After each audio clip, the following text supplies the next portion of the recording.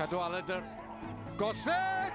Gosset ar ergyd! Gol gyntaf Danny Gosset yn uwch gyngred Cymru. Y crwt o Felinheli. Siwrne at Gosset ac yn derbyn y bêl yn ôl. O, cyhydau, a dyma ni, Danny Gosset. Cyd chwarae ragorol rhwng Danny Gosset ac Siwrne.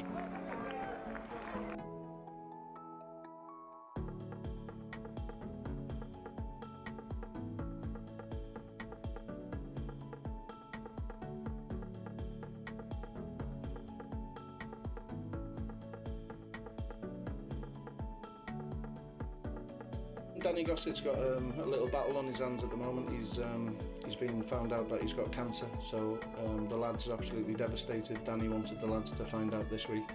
So as a group and a club, we're going to, fight it with Danny and support him the best we can.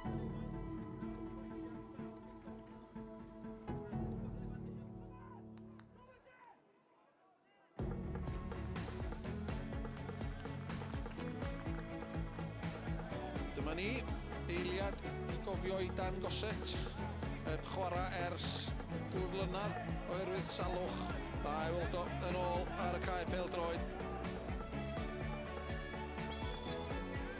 Gosset. Am stori ar yr ofal. Mae pêl-droed Cymru mor falch bod Danny Gosset yn rhan ohono fo unwaith eto.